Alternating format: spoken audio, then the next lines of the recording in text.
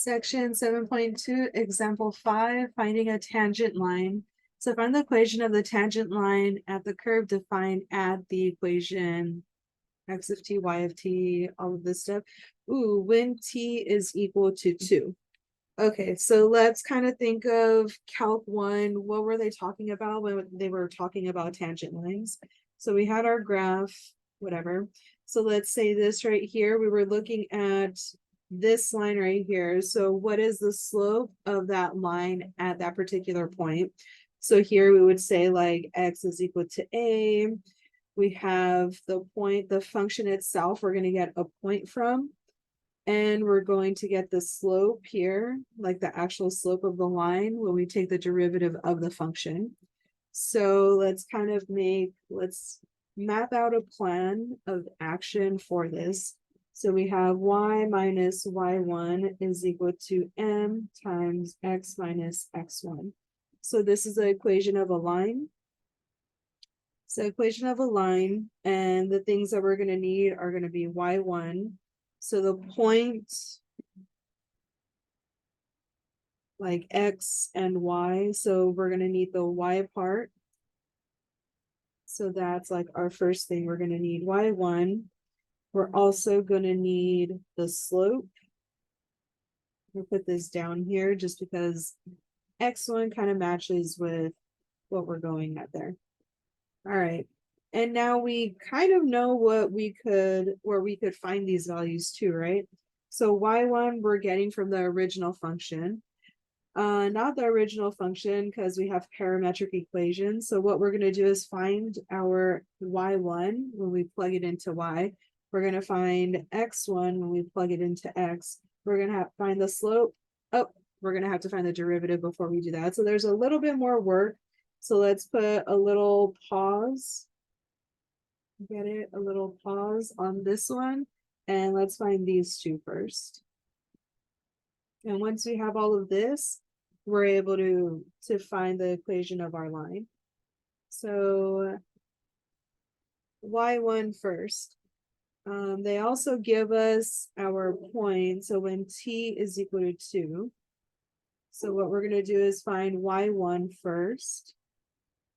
So y of 2 is going to be equal to 2 times 2 minus 1. That's 4 minus 1, which is 3.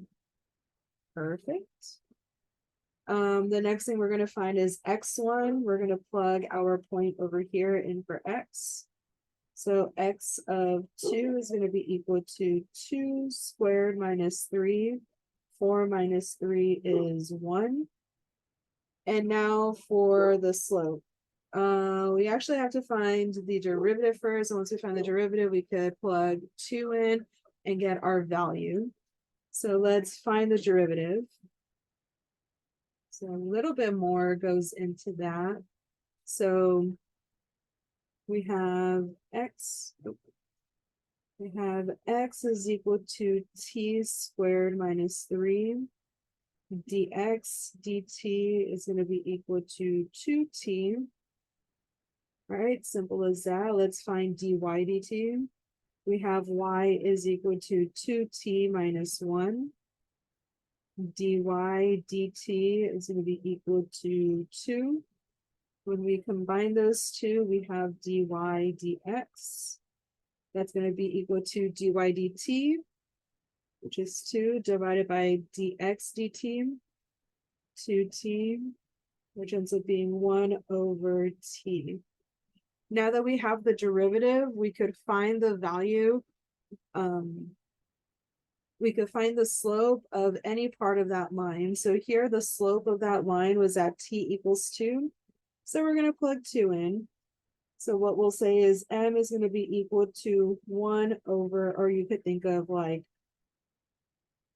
actually, no, just 1 over 2.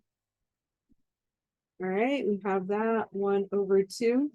And with all of this work here, we could kind of sit back a little bit and relax. And at this point, all we have to do is find the slope or find the equation of that line. So all of this information is going to help us with that. We have y minus y1 is equal to m times x minus x1. y minus y1, so y minus 3 is equal to m is 1/2, times x minus x1, which is 1. And just simplify from here.